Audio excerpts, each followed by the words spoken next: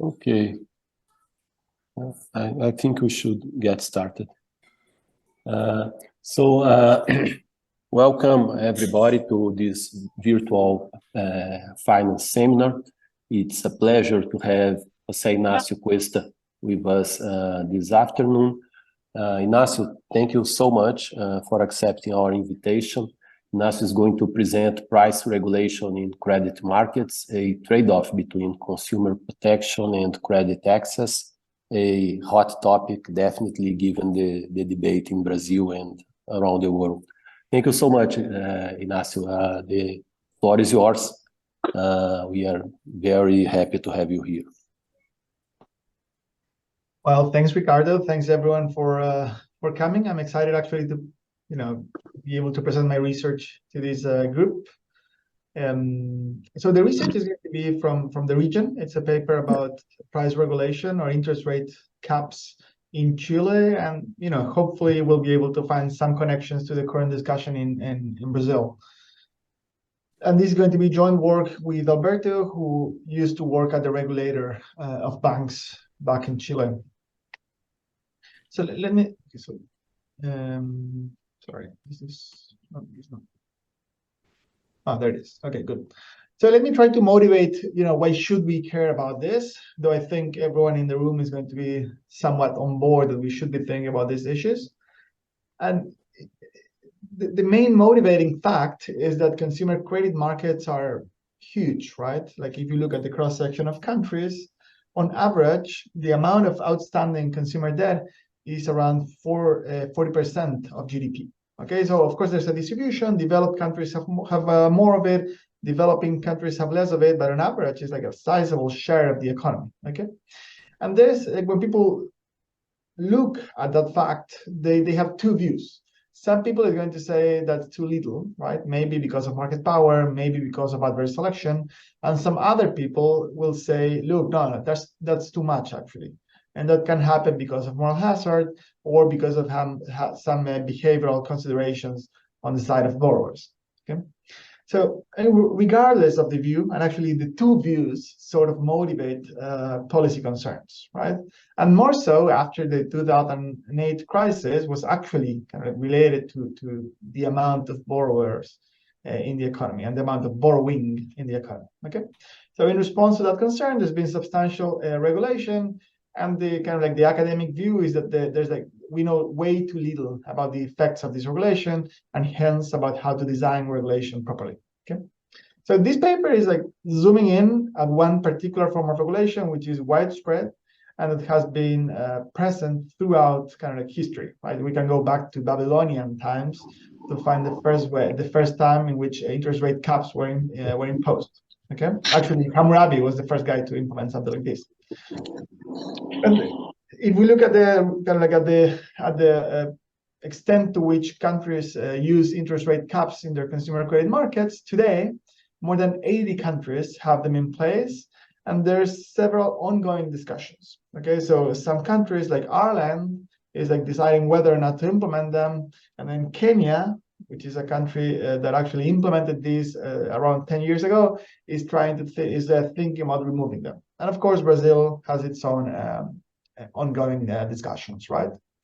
And most of these discussions are about whether we should or should not have interest rate caps, but there's little discussion about how to design them. Like, should they be flat? Should they be like related to some observables? Should they be related to, say, the size of the loan, the risk score of the consumer, and so forth? Okay, so in this paper, we're going to try to, one, provide some evidence that can help these discussions, and two, try to think a bit about the economics of the problem so we can also provide some guidance for the design of these caps. Okay, and in terms of economics, the trade-off that we're going to have in mind is one between consumer protection and credit access. Okay, so on the positive side, if you want, which is the consumer protection side, which is often what policymakers kind of argue, is that banks charge prices that are too high in some sense. And in economic terms, we're going to read that as banks have market power, which they exploit when setting prices. Okay, so if we impose caps, we may be able to protect or to shield borrowers from that market power. Okay. On the flip side, however, banks are going to react to this by saying, "No, wait a second. Like if you impose a cap on my pricing, I'm not going to be able to profitably serve some segments of the market, usually the lower income, higher risk segments, and that's going to decrease credit access and potentially displace those borrowers towards inferior substitutes, which is arguably undesirable, right?" And that's going to be the trade-off that we're going to have in mind throughout the presentation. Okay? So let me tell you what we do. We study an episode of interest rate regulation in the consumer credit market in Chile.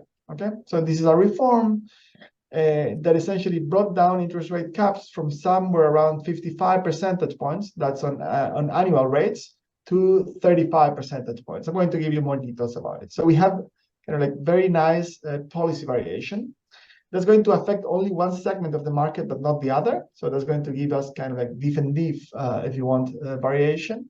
And then we're going to be able to study this policy using, pretty amazing, but actually not unique. I mean, Brazil is also like very well known for its amazing administrative data.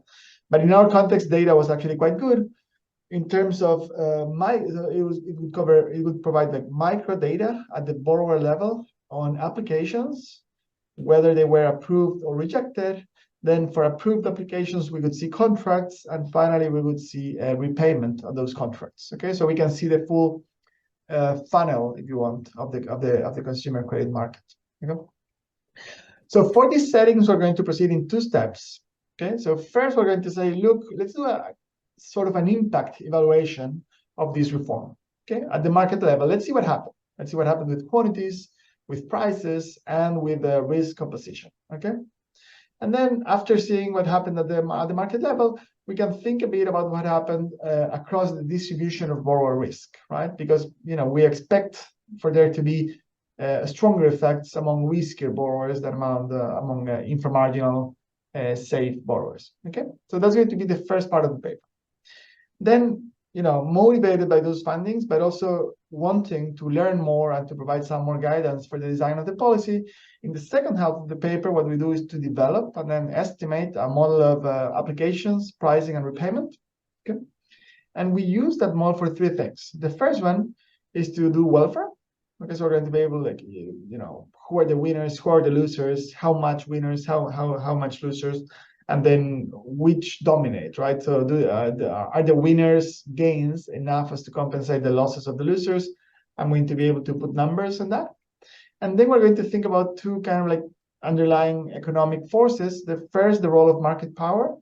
Can the policy do better or worse when there's more versus less competition among banks?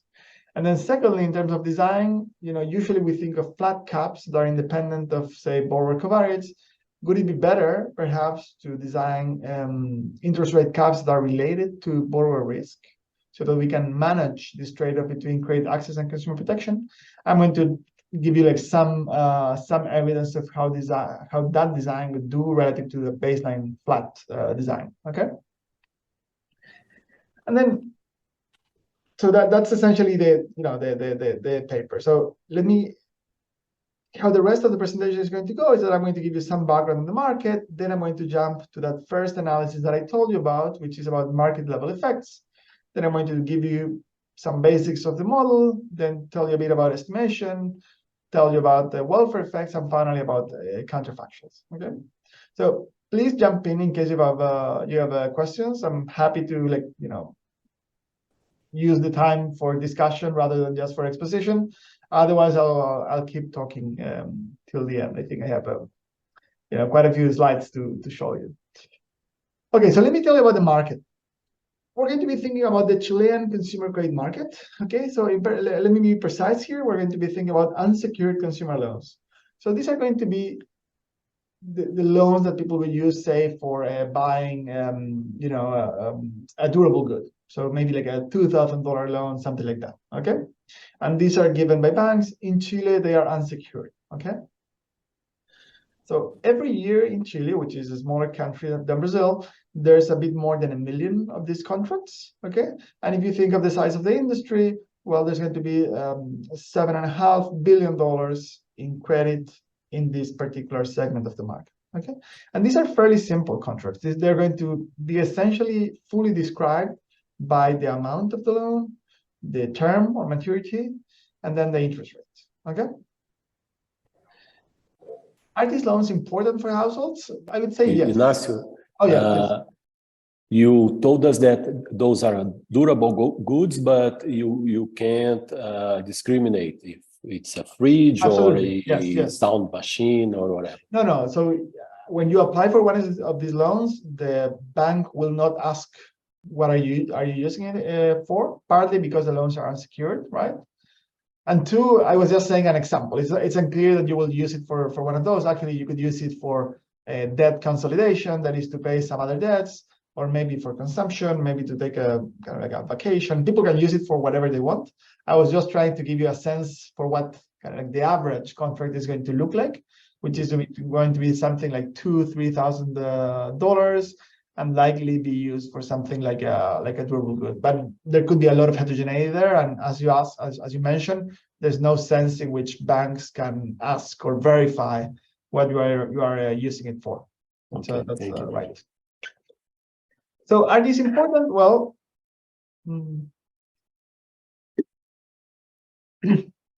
15% of households in the country are going to hold one of these loans, and then conditional on having one of these, they're going to use around a fifth of their income for repayment. Okay, so they're kind of like important if you want to think about the role in the household balance sheet.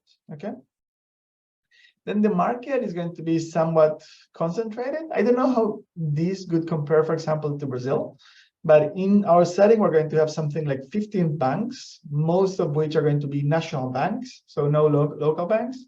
And then the top 3 banks are going to have more than half of the market in terms of market share, and the top 9 are essentially going to have all of it. So you can think of this as being a market with 9 banks, with a few that really dominate. And this is a market structure that is similar to, say, Canada or the UK, for which there is quite a bit of concern in terms of market concentration. And it's very different to, say, the US, where market concentration is not a big concern. Okay, and then in terms of other sources of credit, well, consumers can, for example, use credit cards or credit lines. Okay, those are, most often going to be used for smaller amounts. So if you look at like credit card limits, where they are, way beyond what these consumer loans are used for, and then the borrowing balance in credit cards is usually way below the average loan size in our data. Then Americans usually ask about payday loans, because that's kind of what they have in their mind when they think about kind of like risky, like a credit for risky borrowers. And those are actually not going to be available, like as a result of the banks maybe offering enough credit to these segments. There's no payday lending in our setting. And then third, there's going to be informal lending. So you can think of informal money lenders and things like that. And it turns out that from survey data, households say that they don't often get credit from informal money lenders. Only 7% of households do so. If they do it, that's going to be a combination of family and friends and some informal money lenders. So it's not like they're going to loan sharks or anything like that, for the most, right? And then in any case, it's kind of like small in terms of amounts. Okay, so we're going to be thinking of this as an important source of credit for these households in terms of consumption and durable good purchases. Okay. And do you have data for the informal lending as well? No. So this last bullet point is going to come from survey. There's like a survey that the central bank runs, where they ask, did you get some sort of did you borrow from informal money lenders? And there is where households say that there's not a lot of informal money lending. But of course, a threat of regulating the market, and I think this is in line with what you were saying before. When people regulate these markets, a concern is, look, the kind of like the black market is going to arise as a result. And that is a threat. So this statement is mostly about kind of the baseline situation. Okay, so at baseline, before the policy that we're going to study, this was the situation. There's been some kind of like news articles suggesting that at least in the period right after the policy, there was no increase in informal money lending. I think as of now, things may have changed a bit, but that's already like a few years after the policy, and partly because of kind of the political situation in Chile changing to some extent. But that's I would think of those as like a separate phenomenon. Okay, so let me tell you a bit about the regulation. So in this chart, I'm going to have a time in the x-axis, and then the interest rate cap in the y-axis. Okay, and our reform is going to be by the end of 2013, and it's going to be and up to then there were interest rate caps. So if you wanted to take out a loan over $8,000, there would be an interest rate cap of around 25 percentage points. That's again on the annual rate. And then if you wanted to take a loan between $0 and $8,000, the cap would be at around 55%. Okay. And at this point, Congress sort of said, look, like this cap in particular is way too high. We need to protect consumers, right, from these like high prices. And for that, we want to take it down quite a bit. And then they say, look, we can do this kind of like at once. So we're going to do it in a staggered fashion over time. And in particular, what they did was this. They said, look, by the end of 2015, that is 2 years later, we want to have a cap for the small loans under 2,000 at around, somewhere below 40 percentage points, and a cap for between $2,000 and $8,000 loans at around a bit above 30 percentage points. Okay. So these are decreases of 17 and 24 percentage points. These are large decreases in the cap, okay? At the same time, they left the cap for loans over $8,000 essentially unchanged, okay? They said, no, that cap is fine. We're not going to touch it, okay? So when we think about our empirical strategy, what we're going to be doing is to compare this group of loans that was treated, okay, with this group of loans that was essentially untreated. Okay, and there is this kind of like lingering around, but that's because the cap is somehow indexed to the funding rate and the kind of like the state of the economy. So as the central bank rate was moving, the cap was moving as well. But you can see that overall this cap is fairly flat, whereas this was flat and then decreased quite a bit. Okay, so this is going to be essentially our treatment in the impact evaluation. Okay. Good. So let me tell you a bit about the data before jumping to the analysis. And we're going to have 4 data sources. The first one is going to be a loan contract data set for the full market for 2013 through 15. So that is 1 year before the reforms and 2 years after the reform. And there, what we're going to see is for each contract, we're going to see the contract terms. So we can see, there's a new loan at this rate for this amount for this maturity. We can also see a bit about what the borrower is. So we can see the age, we can see previous activity in the market, gender, income, location, and so forth. And then we can keep track of repayment over time. So we can see whether the loan was repaid and or whether there was a default in terms of repayment. Okay, that's the first data set. The second one is going to be this loan applications data set, where you can see for whether a borrower applied for a loan and what kind of loan the borrower applied for in terms of amount and term. And then we can see whether the lender that received the application approved or rejected the application. Okay, if the application was approved, we can then link it to the corresponding contract. Okay, good. So then we take a step back and we put together a data set that we call of potential borrowers. Okay, so we need to have some sense of who could borrow in the country. And for that, we use the administrative data from the regulator to say, look, like for borrowing, you need to have at least some relationship with a bank, right? And so we're going to say, look, every individual with a checking account or more, so that it's like with any connection to the credit market, is going to be a potential borrower. Okay, and that's going to be sort of the population that we're going to keep track of. And then we can link that to their applications, their contracts, their repayment, and so forth. Okay. And for these potential borrowers, we can actually estimate risk scores. Okay. So every month, the regulator gives all banks a data set with individual data on each borrower, how much borrowing they have, how do they repay, and so forth, okay? So that banks can assess, evaluate borrower risk. So we have access to the same data, and we can estimate risk scores, and we're going to have those risk scores for every potential borrower in each month of our sample, okay? And finally, we're going to complement these three sources of administrative data with a survey that we collected of 1,000 borrowers, okay?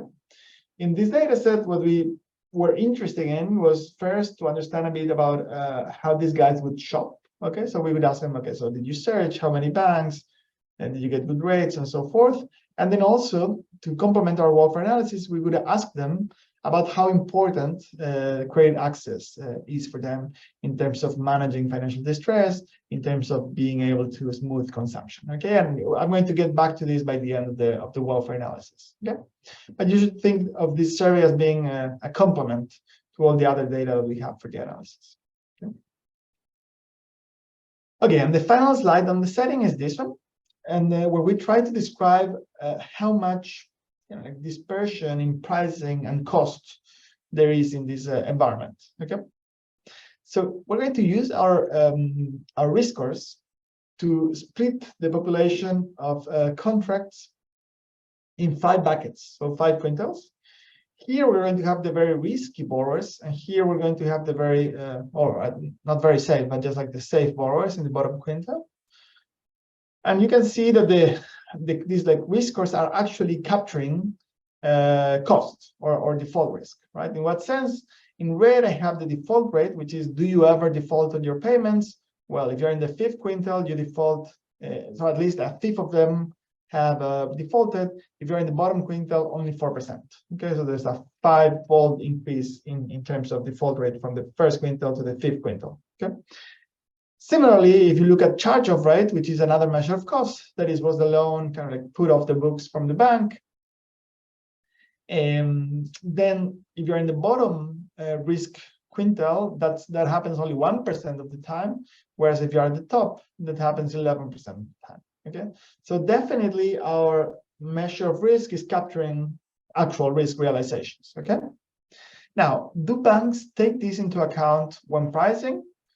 And so, and the answer for that is going to be yes. So here I'm adding this blue line that shows the average interest rates that guys in the across the risk distribution receive when they get a loan. Right? And you can see that the safe guys get rates in the order of 17%, whereas the riskiest guys get rates that are almost twice as big, right? 31%. Okay, so this is going to be a setting where there's a lot of price dispersion, and where at least part of that price dispersion is going to be explained by heterogeneity in cost, okay, which is something that actually we were talking about with Ricardo before the seminar.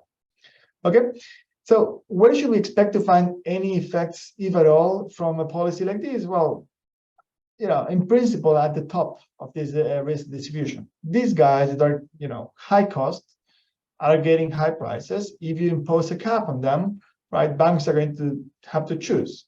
Do I just offer the same loan at a lower rate, or do I reject this borrower, right? And we're going to try to parse those two potential effects using our data and a definitive design. So that's what's coming next. Okay. Any questions about the setting?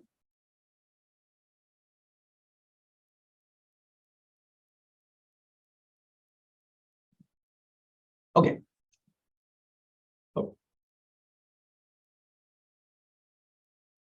There it is.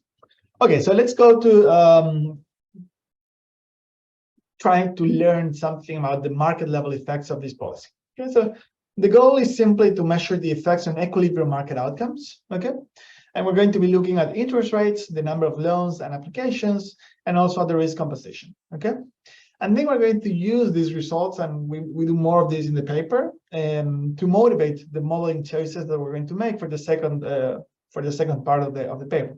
Okay, so the design is simple. We're going to be exploiting the variation in the cap across loan size and time. So it's really like a diff and diff, where the treatment group are going to be those loans below $8,000, which were the ones for which the cap decreased, and then the comparison group are going to be the loans between $8,000 and $20,000, okay, which is the group for which the cap didn't really change. And in the paper, of course, I mean, there are concerns with this strategy. There could be substitution issues and so forth. In the paper, we have a few robustness checks that show that, you know, you could use other comparison groups and you would still get very similar results. Okay, so before showing you the different results, I wanted to show you what happened to the distribution of interest rates, which is pretty crisp in some sense. And so this is the distribution of interest rates for loans under $2,000. So this is the treatment group, part of the treatment group, before the reform.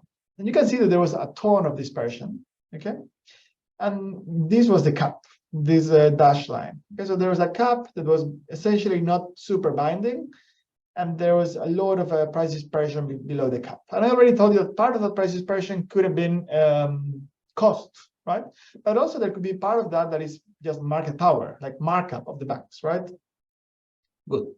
So what did the reform do? Well, the reform decreased the cap from here, somewhere like 54% if you want, to here, which is around 36 or 37%, okay? And so if you compute what the share of loans, so what's it, you know, I'm going to compute the exposed share of loans as the share of loans that were approved before the reform, so, but then that were above the cap after the reform, okay? So that's this mass in the distribution over here, okay? And then the question is, you know, what's going to happen with these loans? One possibility is that if there was a perfect competition, then all the prices were essentially reflecting cost to banks, and all these loans should not be approved anymore under this cap. Right? An alternative interpretation is no. This is mostly markup, right? So banks are charging very high prices, even though costs are very low. And if we impose a cap, what we should see is actually a ton of bunching here, but that the overall number of loans should not decrease, okay? So that's a world with a lot of market power where the cap would actually protect consumers, okay? So well, we can now plot what that looks like, what the distribution looks like after the policy change, and you can see that there's quite a bit of bunching, okay? Quite a bit of bunching, okay? So this is telling us, look, it seems like there was like a bit some imperfect competition in this setting, right? If there was like totally perfect competition, we should see no bunching. Here there is bunching, so there is definitely some role for imperfect competition and market power. Now the question is, you know, what's the mass? What's the size of this spike over here? Is it actually capturing the 42% of loans that were exposed, or is it less than that? Well, it's going to be a combination of the two. There's going to be a bit of loans that are not being approved anymore, and then a bit of loans that are being approved at a lower price. And that's telling us like the two parts of the trade-off that I posed in the first slide are here. So some guys are getting protected and getting a lower rate, whereas some other guys are getting just excluded from the market. Okay. Now we can look at the control group, and for the control group, well, there were like essentially, so the cap was also not binding. The reform did almost nothing, and sure, there were like some loans that were exposed, but that's because there was this slight decrease in the cap that was due to the fluctuations in the cap over time. Okay, but if you look at what happened with the distribution, it's essentially unchanged. Like it's like this mass that is moving here to the left because the cap decreased a bit, but the overall distribution is essentially unchanged relative, right, to what we see for the treatment group. Okay, so let's try to put some more number. Ricardo. No. Okay, I'm just impressed by the graph. It's very convincing. Okay, the one to the left, yeah, the bunching is quite clear.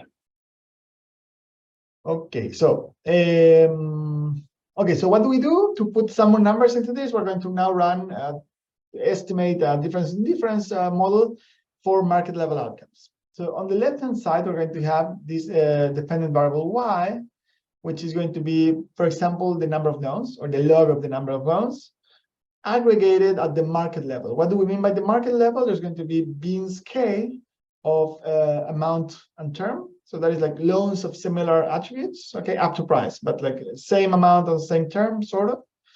Then there's going to be two risk groups to think about heterogeneity, so high and low risk around the median before the policy. And then there's going to be month T. That's going to be one observation, okay? So you can think of the number of loans there, the number of applications, the average risk of that market, and so forth. On the right-hand side, we're going to have a dummy for treated loans interacted with a set of event time dummies. Okay, so these are going to be dummies for 1 month before, 2 months before, 3 months before, and so forth to the left. I guess to your to your left as well. And then dummies for 1 month after, 2 months after, and so forth to the right. Okay, that's going to be these. And these are going to be the coefficients of interest. And then we're going to have both market and month fixed effects to control for a difference across markets that are constant over time, and also for time shocks, think changes to the macroeconomy that occur over time. Okay, so let me show you what we find here. I'm going to show you a sequence of graphs that look like this. Okay, so this is going to be month since the policy change in the x-axis. Okay, and then the coefficients in the y-axis. Okay, so for example, this is kind of like a first stage. This is, do we see any changes in the average interest rate in these two markets? And I'm going to show you two sets of coefficients. In blue, you're going to see effects for low-risk borrowers, and red, you're going to see effects for high-risk borrowers. Okay, so first notice that the pre-trends are fairly well behaved. You see that they're like flat, leading to the policy change. And then after the policy change, there's like little effect in the first few months. That's partly because, remember, the treatment was staggered, and in principle, it was not binding. But then once it becomes binding, you can see that the average interest rate in the market decreases by quite a bit. Okay, this is the average. We should see much more of an effect. I don't have it here, but we should see much more of an effect at the top of the distribution. And I also have some results in the paper where we run the same regression, not for the average, but for the 90th percentile. And there, the results are much more dramatic. Okay, so there are definitely price effects of these, and those are stronger at the top of the distribution as expected. Okay. Now, what happened with quantity? So this is like the first, I think, important result of the paper. It's not obvious that there was going to be a quantity effect, because if there was a lot of market power, as I told you, of imperfect competition, we could see just a decrease in price with no decrease in quantity. Well, it turns out that there is a decrease in quantity, particularly for risky borrowers. You can see that for risky borrowers, relative to baseline, there's around 30% less lending. Okay. There's some effect for safer borrowers, but most of the effect is going to be for risky borrowers. And this is pretty strong. Okay, so remember the number we had here, 42% of borrowers were exposed. Well, of those 42, it seems like 30% were shut down from the market, and then the rest are going to be sort of the consumers that benefited from the policy. Okay. Okay, so part of that is going to come from. Joao?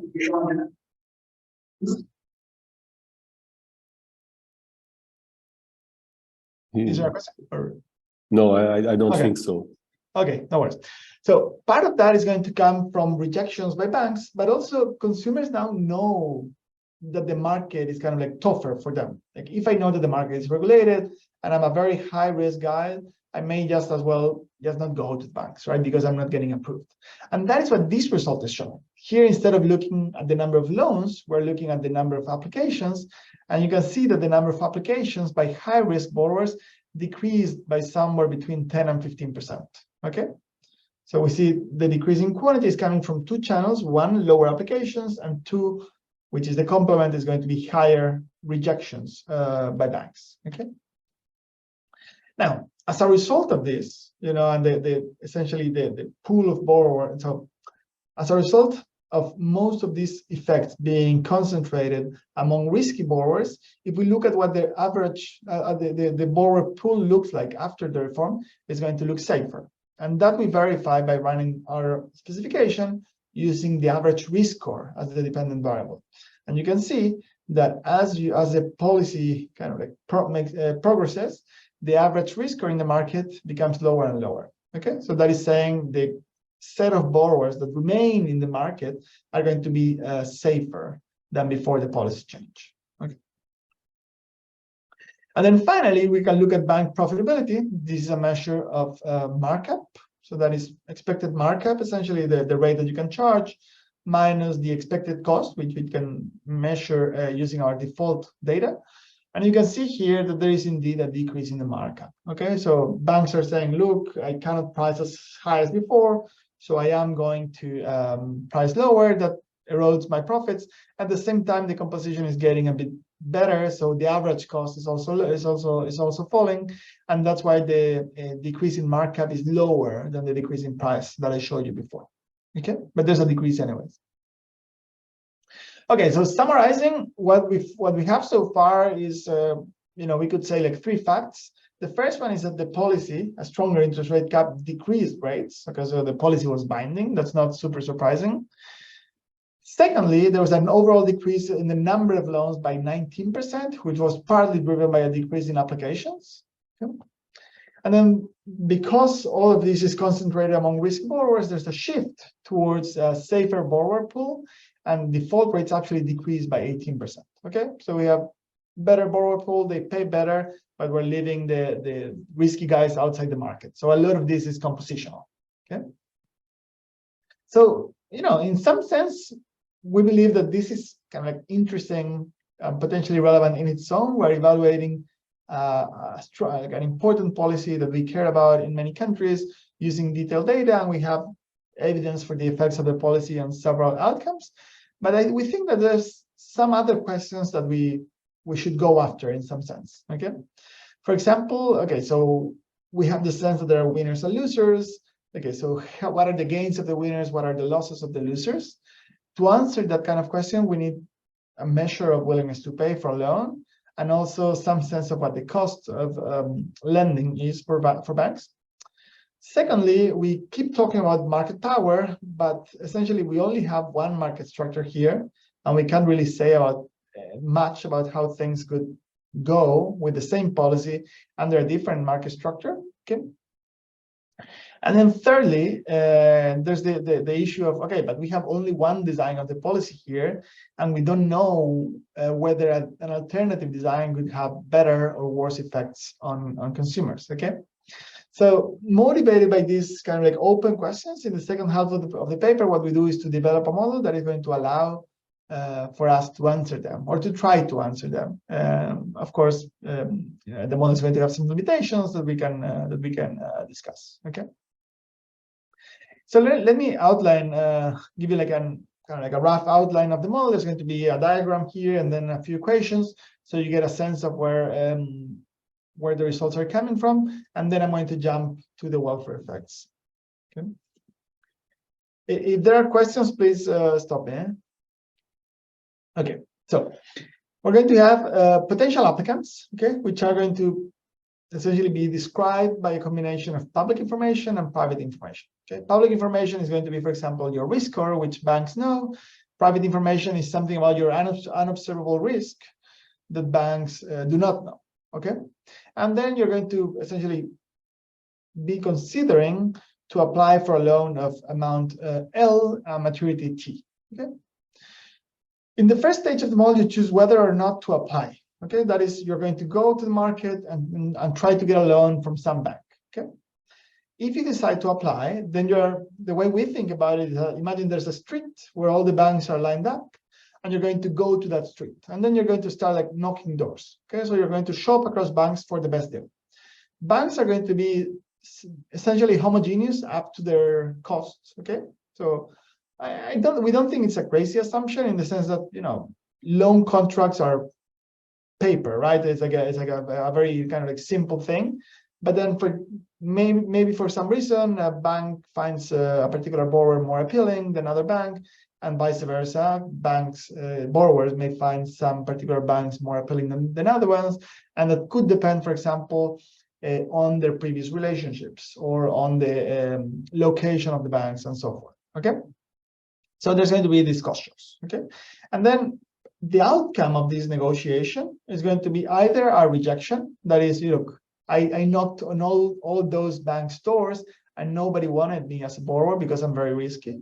Well, alternatively, it can end up in an approval, which is, some banks, at least one wanted me as a borrower, and they offered me a contract, which I took, okay? And the contract can be an unconstrained contract, which is a contract at a price or a rate below the cap, or a constrained contract, which is a contract at the cap, okay? And then finally, there's going to be repayment. Okay, so once I have a contract, I'm going to get the money, go home, and then every month I have to start repaying. And there's going to be repayment, which is going to be some amount between 0 and 1. So we think about the share repaid, and that's going to depend on another unobservable epsilon s. Okay, so key thing to think about market failures here. Market power is entering in this stage, okay? So in terms of like the set of banks with which I deal and how heterogeneous they are, and also in combining the application stage with the repayment stage, because if this epsilon A and epsilon S, which are the unobservables, are correlated, there could be adverse selection, for example, okay? Good.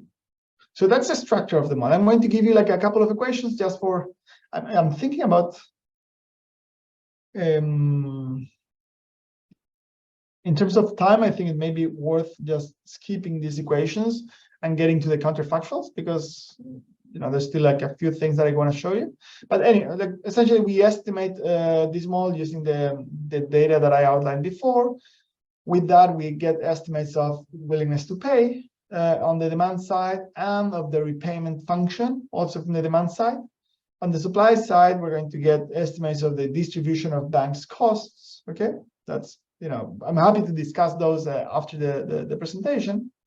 Okay, and then what do we get out of the model in terms of economics? Well, two sort of predictions. First, that the effects of price regulation on consumer surplus are ambiguous. And we can see this from an equation like this, right? So if we take the partial derivative of, say, the utility of a borrower with respect to the cap, there's going to be two effects. The first one is what we call the credit access effect, that is saying, look, if you impose a tighter cap, the approval probability is going to be lower because banks are going to be less likely to approve you, and that's going to be negative in terms of consumer surplus. But then, if you impose a tighter cap and you happen to be approved, that's going to be at a weekly lower price, and so the utility you get from a contract is going to be higher. Okay, so this is the kind of like the positive side of this relation, and we call it consumer protection effect. And these two effects go in opposite directions, so the overall effect on consumers is going to be ambiguous in terms of welfare.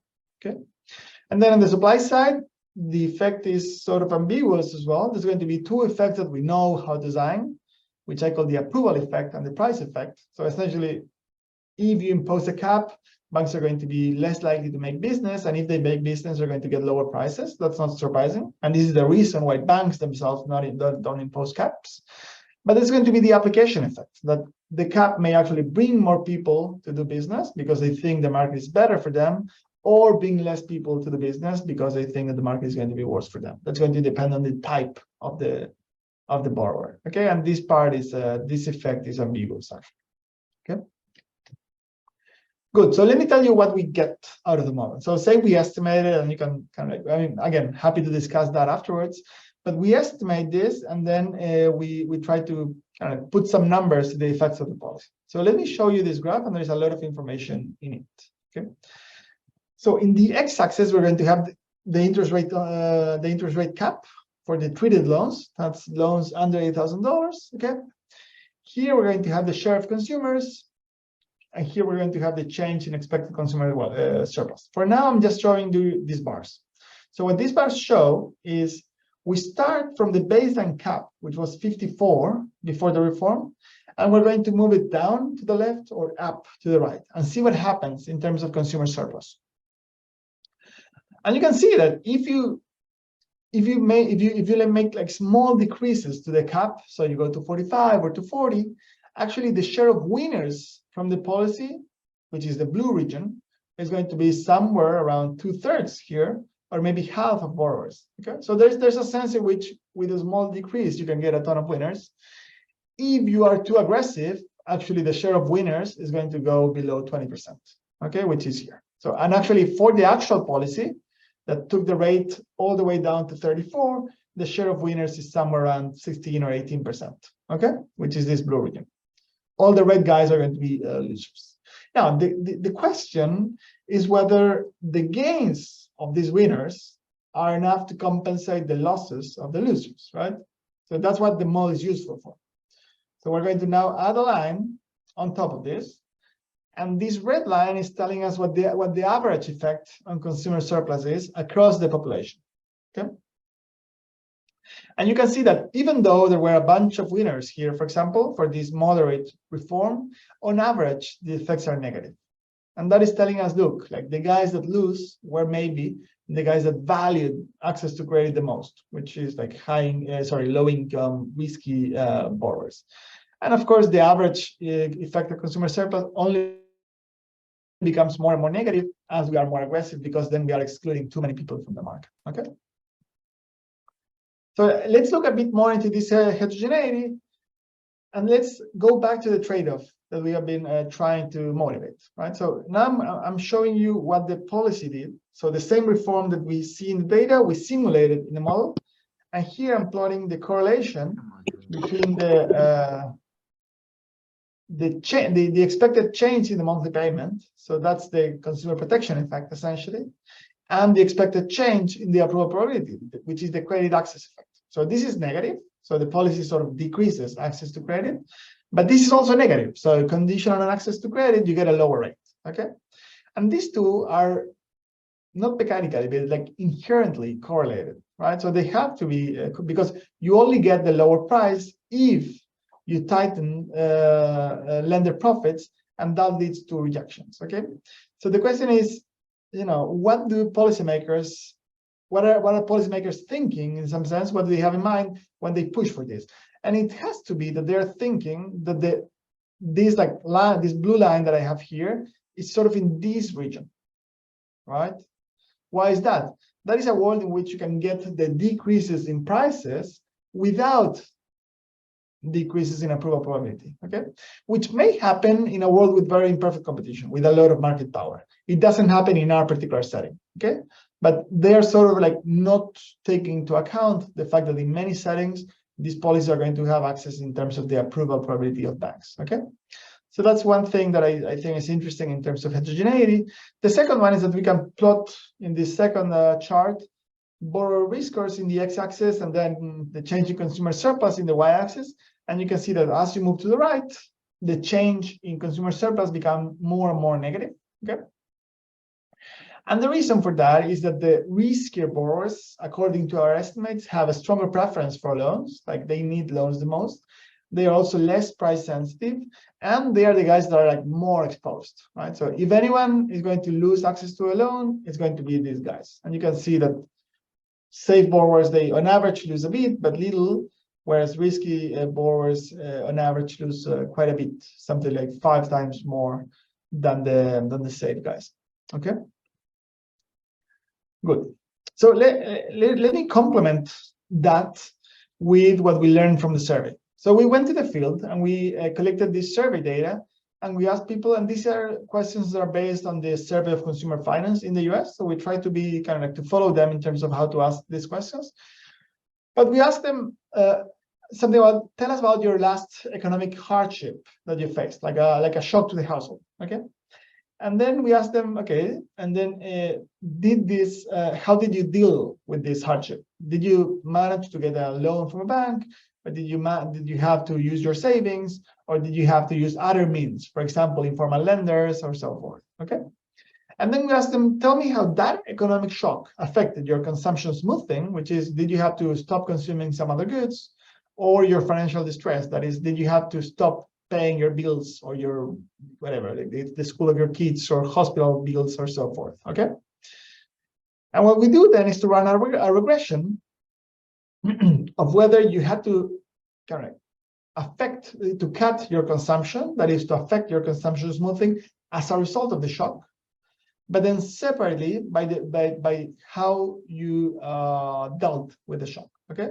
So the blue coefficients are going to be the effect of the shock on people that, so the effect of the shock on, say, transportation consumption, right, on people that were able to get bank credit. The red is going to be on people that were unable to get bank credit, that didn't have savings and had to go to some other bin, okay? And you can see that the guys who had to cut consumption the most are guys who were left out of the credit market in red, whereas the blue guys essentially reported no effect on their consumption other than perhaps some effect over here on non-durables, okay? Similarly, if you look at the financial distress, this is, did you stop paying your health bills or student loans or mortgage debt or rent and so forth? For blue guys, that were those that were hit by a shock but were able to access bank credit, there's essentially no impact on their financial distress.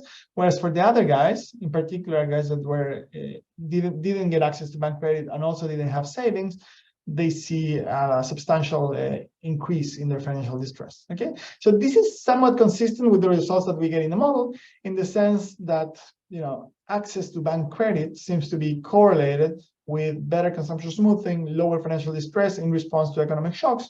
And those two are, what we are taught in kind of like Econ 101, the benefits of credit access, okay? So that's like a complementary piece of evidence. So that's our welfare. Let me show you now 2 slides about counterfactuals, and then we'll wrap up, okay? The first one is I've been talking about market tower, okay? And so here I'm going to essentially run a bunch of reforms to interest rate caps and show you what the average effect on consumer surplus is for 3 different market structures, okay? In particular, I'm going to think of a world in which, on average, people deal with, say, 1.2 banks. That's like almost a monopoly, essentially. Or they deal with 3.6 banks. That's like, you go, you get 3-4 quotes, and then you see what you can get. And then this is a more competitive market, okay? And so let's start from the competitive market. In the competitive market, margins are already pretty low, right? So you impose a cap. And if the cap becomes binding, which is what happens as you go to the left in this plot, because then the reforms are higher and higher, you really only exclude people because there's no sense in which you can protect them. The margins are already low. It's not like they're getting huge prices. They're actually getting price at cost, okay? If you go to this intermediate market structure, the result is going to be it's similar, but less strong, right? So you still get the same pattern. A stronger reform is going to decrease consumer surplus, but and more so for stronger reforms. But then if you go all the way to this market structure, where you're essentially facing almost a monopoly, actually the cap can increase consumer surplus on average, right? And that is coming from the fact that for this market structure, the margins that banks are getting are huge, right? So you impose the cap, and for all these reforms, right, the cap is able to protect consumers. Maybe some guys are getting excluded, but on average, they're getting protected. Of course, if we keep going to the left, which I'm not showing you, but if we go to the left, eventually this line is going to be to stop growing, and it's going to go down. And eventually you're going to, even for the monopoly market structure, get negative effects. When is that? Well, when you set the cap low enough that you hit the bank's marginal cost, okay? Good. And then the other counterfactual that we study is this alternative design for the regulation, which we call risk-based interest rate regulation. And here the idea is the following. You have I showed you, there's a distribution of borrower risk here, but we're hitting all of them with the same regulation, right? And if we do that, essentially we're giving all the effects in terms of credit access to the really risky guys, and all of the consumer protection effects to kind of like the middle risk guys, and no effect for the safe guys. An alternative design is one in which we sort of like rotate the kind of like the regulation in some sense, and make it tighter for the safe guys and then looser for the risky guys. Why is that? Because that acknowledges the fact that cost for all these consumers is different, right? Costs are higher from the point of view of banks for risky borrowers than for safe borrowers. And so we can have a regulation that acknowledges that, and then just tries to tighten to like affect the markups, but not in a way that doesn't kind of like hit the cost, and hence like limits the extent to which it excludes or leads people to be like excluded from the credit market. Okay, so here I'm showing you results from one version of this, that is just, you know, define the cap as a linear function of borrower risk. Okay, and so we're going to be thinking of a cap that on average is the same as the one that we observed in the reform, but that adds some slope. Okay, and we're going to parameterize this slope by this parameter theta that we have in the x-axis in these plots. And so this is essentially the baseline reform with no slope. As you move to the right, you have a stronger slope on borrower risk. Okay, and you can see that for many of these alternative instruments, we get that the effect on applications and loans would be positive relative to the baseline cap. So that is, you are able to revert some of the adverse effects. And similarly, if you look at the consumer surplus, you get quite a bit less adverse effects from this policy relative to baseline. Okay, you don't recover all the losses. Actually, you only recover 27% of the losses, but that's still quite a bit. Okay, so with a very kind of a coarse but richer instrument, you are able to get less adverse impacts. Okay, so to the extent that you're going to do something like this, it may be worth thinking about indexing the cap to some borrower covariate or to some market characteristic. Okay, that's the main message. Okay, so let me wrap up. Okay, let's conclude. So what do we find? Well, we find that when binding, interest rate caps can have sizable effects. They're going to reduce credit access but also interest rates. So the two pieces of the trade-off are there, and most effects are concentrated among risky borrowers. Okay, we find that in terms of welfare, there's going to be winners and losers, so lots of heterogeneity. But in our context, we found that the losses of the losers are larger than the gains from the winners. Okay, and again, risky borrowers are the most affected in terms of welfare as well. We try to kind of like build some implications for design, and one is that we should be looking at the market structure when designing this. We should think like the more concentrated the market is, the more hope there is for interest rate caps to do some benefit from consumers. Okay, and then secondly, we find that indexing interest rate caps to some borrower covariate, for example, risk, or to some market characteristics or product characteristics, can provide more protection with less exclusion. And then finally, in terms of limitation, perhaps, or kind of like remarks and directions for future research, the first one is that the findings are obviously very context specific. So we think that maybe the contribution of the paper is, yes, there is a nice application, we have effects for that, but the framework and the way of thinking about the problem is maybe more important. And then secondly is that we are kind of like, we abstract away from any behavioral considerations on the side of consumers, and some other work has shown that those could be relevant when thinking about these types of policies. So that's all I have. Thank you. Thank you very much. Great, congratulations, Ignacio. Very relevant paper with, I believe, a very influential result. Beautiful model. Nice.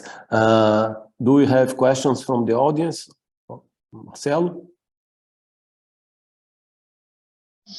Hi, Jose, thank you very much for your presentation. It was really awesome. It's a great paper. So I have just one, well, mute again. No, you're not muted. No, I can hear. Yeah.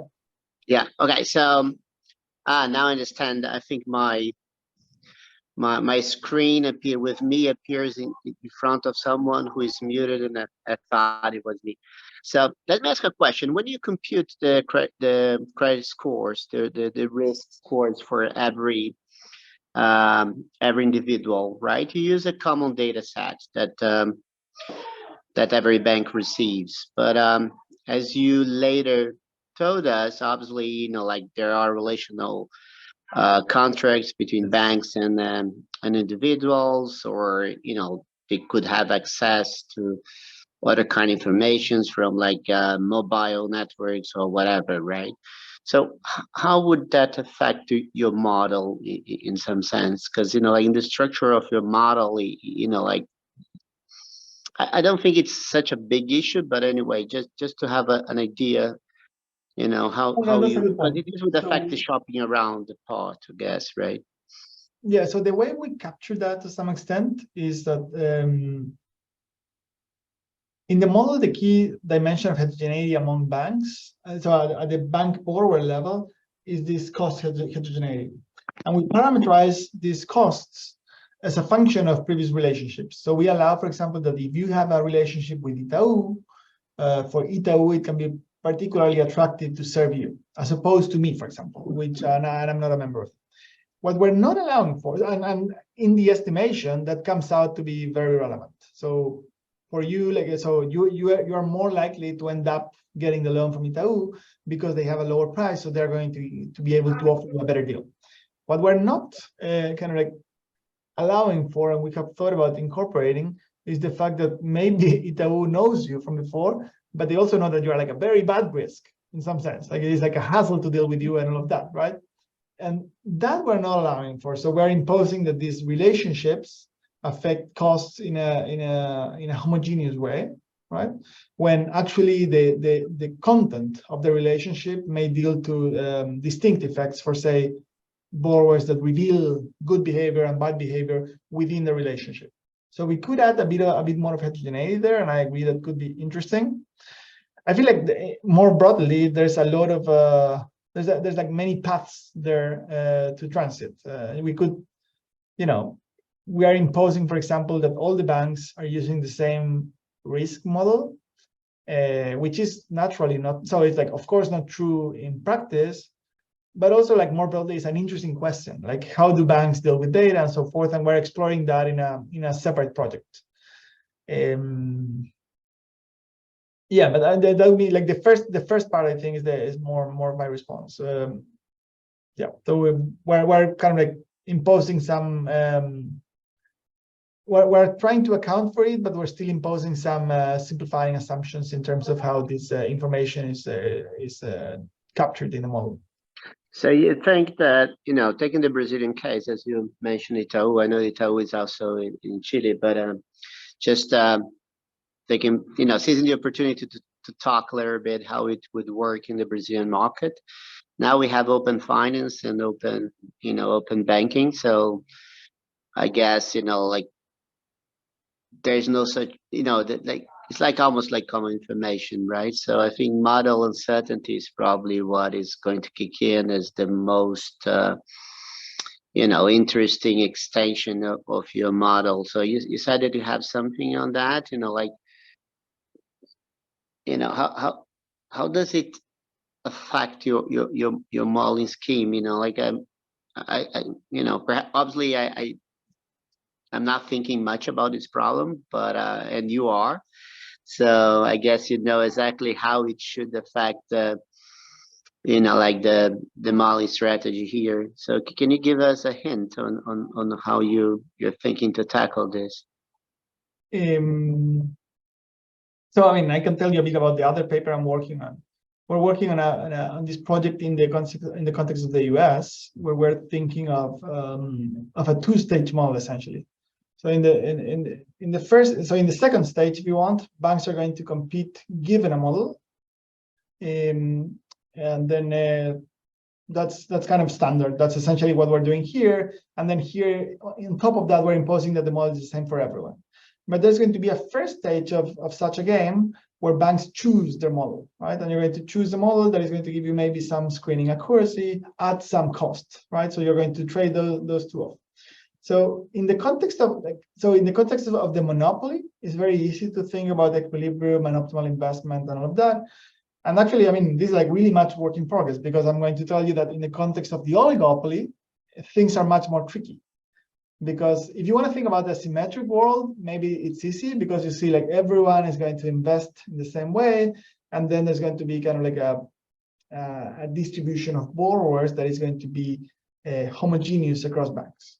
The tricky part are the asymmetric equilibria, right? So imagine a world in which, again, bank like Itaú, for example, invests a lot in screening. Okay, so with the same open data, they can do better because they have a team of AI guys and whatever, right? Machine learning, whatever you want. And they're going to do a lot of that, and they're going to get to really be able to scream the market. And then the question is, what is going to happen with Itaú's competitors, right? They could try to imitate, but maybe spending a lot and imitating at the top is hard. So alternatively, they could say, okay, forget about screening, we're going to get the rest of the market, and then price them accordingly, right? So we're just going to get the lower, we're going to leave the cream of the market to Itaú and let the rest of the market, retain the rest of the market ourselves. So right in the ongoing work, we're trying to think about the potential for this symmetric and asymmetric equilibria. And on the latter is where we are particularly facing some challenges. Yeah. And I guess it's the most interesting nowadays, considering how fintech has changed exactly. lending. Exactly. And fintechs, they have to grow, right? So otherwise they just disappear. So that pose a very asymmetric, a very different strategy for them as compared to more traditional banks. Thank you. No, totally. No, I agree. So I mean, the symmetric thing is like a benchmark. We know the world is not symmetric, so we are trying to push the asymmetric one. But think about the kind of asymmetric, and just from a theory standpoint, keeping track of the distribution of borrowers with the unobservables and how they sort into banks and so forth is tricky. And we're trying to kind of work through the math of it, but it's still a work in progress. Nice. Ignacio, maybe I will oversimplify your paper, but basically it shows that price cap is a bad idea. Okay. However, that's one reading, but I mean, in the last, I would say exactly that. But at the very end, you open the door to maybe if we do risk-based regulation, it may help. Are you familiar with any real experience of a risk-based regulation? I see. So in the credit market, not too much really. In the insurance market, there's quite a bit, right? So if we wanted to think about insurance as being like a cousin of credit, because it's kind of similar. We have risk, we have contracts and so forth. In the US, but also in many other countries, there are many examples of risk-based regulation. In the US, you have lots of regulation that is a function of age, of gender, and so forth. And people seem to be fine with it. So I can get that the political economy of proposing risk-based interest rate caps could be complicated, because people will be like, this is like a joke. Like you're protecting the rich and not protecting the low income, right? But yeah, so the political economy could be complicated for sure. But I think there are examples in other industries that do similar things. And I think the other implication is that the competition part, right? So context in which there's a lot of there's very imperfect competition, there may be more of a case for these caps. That's also it's a fix for another problem. Yes, no, I agree with that. Ideally we would like to lower entry barriers somehow, so we get competition without regulation. But this would be like a shortcut to that. The issue is that it may end up backfiring if you don't do it well, right? So we want to fix competition with a cap, but actually if you design the cap wrong, it's going to work badly. Whereas if you actually lower entry barriers to kind of deliver the efficient level of competition, that would be better. I agree. Yeah. Thank you. That's great. Any other question? Ignacio, thank you so much. It was great. I've learned a lot, and I believe people in the audience as well. And we will upload your talk if you don't mind for people. Yeah, no problem. To watch later. Thank you so much for having me. It was great. And if anyone wants to follow up afterwards, please send me an email. Happy to chat. Nice. Thank you so much. Thanks. Bye. Thanks, everyone. Nice to meet you, and I hope to see you on live in Brazil next year. Okay. Hope so. Thank you. Thank you. Bye bye. Okay. Bye, everyone. Bye-bye.